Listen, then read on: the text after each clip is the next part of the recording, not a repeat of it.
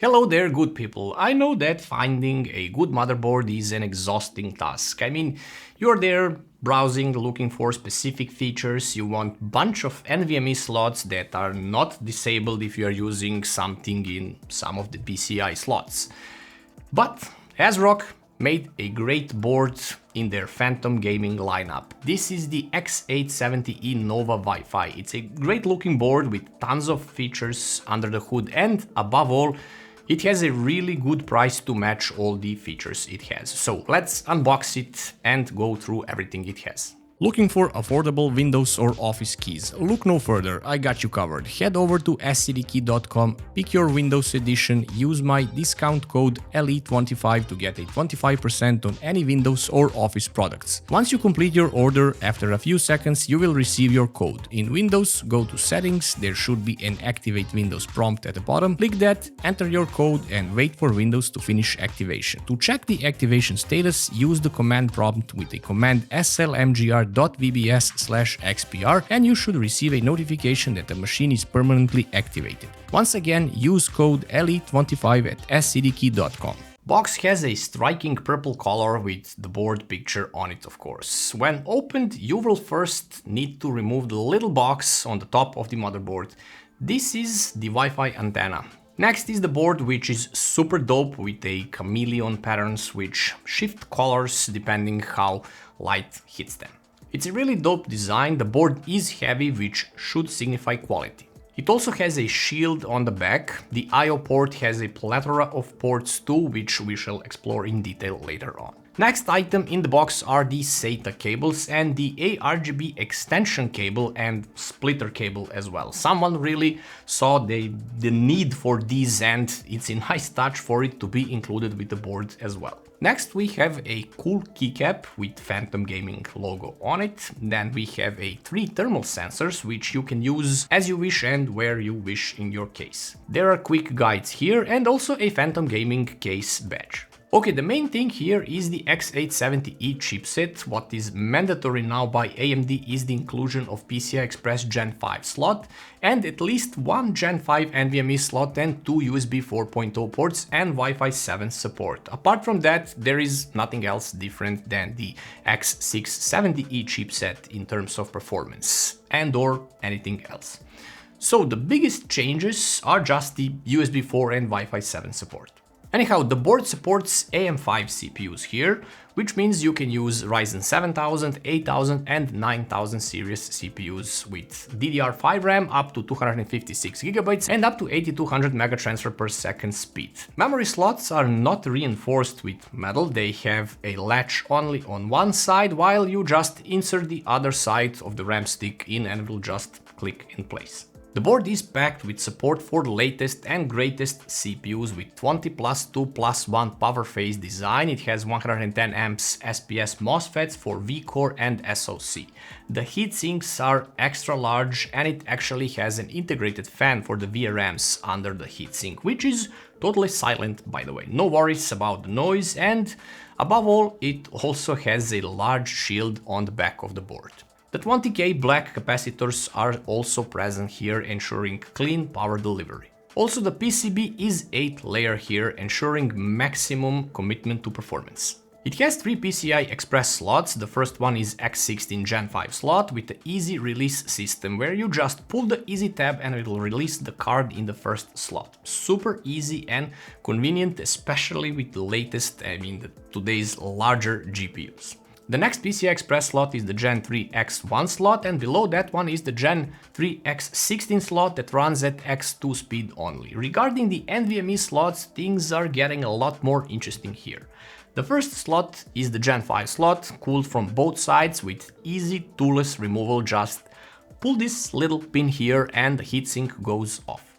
To mount it back, you just click it in place. To remove the other heatsinks, you need to unscrew them. This reveals another 3 NVMe Gen 4 slots, but this board has one more trick.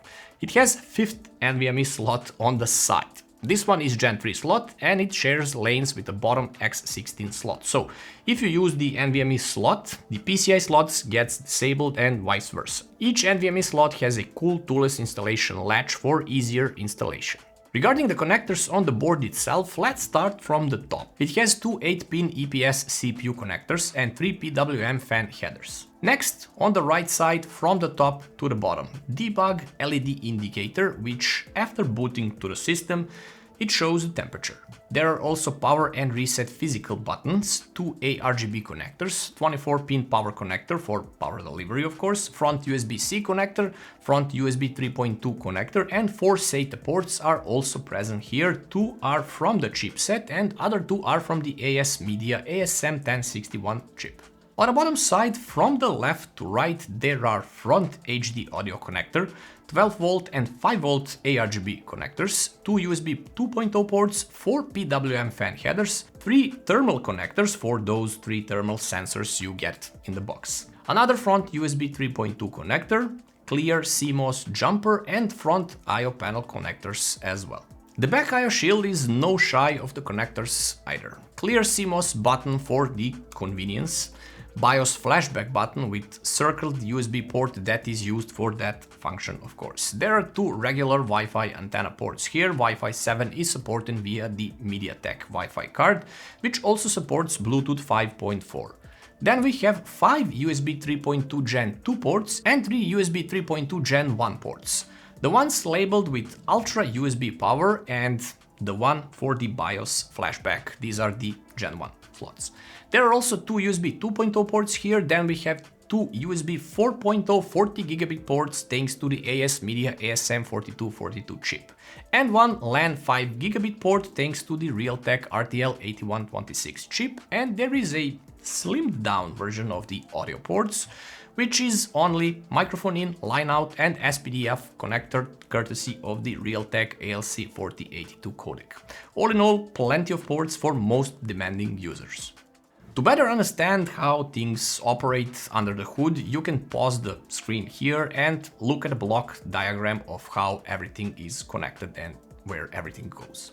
The BIOS is a standard for ASRock boards with plenty of options for tweaking the memory profiles. It supports Expo and XMP profiles of course. You can also set PBO with curve optimizer for undervolting and overclocking of course. It also supports the curve shaper option for Ryzen 9000 CPUs for that granular tweaking of the curve. There are also RGB settings within BIOS, which I welcome as not many manufacturers allow this through the BIOS. It completely eliminates the use of the software afterwards. You can of course set custom fan curves as well for each fan header, plus you can disable the integrated VRM fan if you wish so, but it runs in the semi-passive mode, so you won't hear it at all and it helps to cool the VRM section. I almost forgot that this board has RGB. It's subtle with few areas illuminated like the I/O shield and around the chipset and bottom of the NVMe heatsinks. It's nothing fancy, it's there and it is controllable via the ASRock Polychrome software, but you can of course use the signal RGB for better control. Or you can use the BIOS to eliminate the need for any software. Regarding the performance, I used Ryzen 7 7800 X3D and ran Cinebench R23 for 30 minutes. The average score was around 17,900 points. While doing so, CPU was chilling at 72 degrees maximum, cooled with the Fantex Glacier 1 M25 Gen 2 AIO. The VRM was at 37 degrees, which is extremely good, and above all, the NVMe slots ran super good. Kingston Fury Renegade G5 drive maxed out just above 14.5K for read speeds and 14K for the write, while remaining super chilled below 47 degrees. I must say that the included heatsink and the double-sided cooling does its job well. Other NVMe slots were used as well. They are all Gen 4 slots and they reached designated speeds as well, 7.1K megabytes per second for read and 6.9K for write, while the temps were around 55 at worst case. Memory tests were done in AIDA64 and OCCT as well. Nothing out of the ordinary, the performance is on point like on the previous chipset generation. The new X870E chipset doesn't bring any groundbreaking changes aside from the addition of USB 4.0 and Wi-Fi 7. The performance, as I said, remains on par with previous generation boards. ASRock, however, has made notable efforts designing this board and making it feature-rich. The easy release system for releasing the GPU from the first slot. It makes installation and removal of the GPU super easy, while the easy to remove M.2 heatsinks and tool-free M.2 drive installation using a plastic clips make the upgrade effortless. Maybe a slight remark is that only the first slot is cooled from both sides, while others are cooled only via the front, I mean the top heatsink. Another smart inclusion is the option to disable the Dr. Debug LED display after booting, but having the temperature info displayed here might be useful. This is totally up to the user to decide. Technically, this is a more affordable version of their own X870E Taichi board, which may explain popularity of this board. Unlike many other boards on the market, it doesn't share lanes even when all M.2 slots are occupied, which is a major plus, especially if you are a content creator, and it has 5 of them. Nova Wi-Fi is priced at $399.99 and it delivers excellent value for those seeking a high-end, feature-packed motherboard for the right price. Honestly, the price is very correct for this board. For those in the market for a premium motherboard, this is the one to get. The Nova Wi-Fi is a solid recommendation. If you're looking to cut costs just a little bit, the Taichi Lite is the next best choice. Hope you liked the video, guys. In the meantime, sub to the channel, like and share the video, and I'll see you in another one.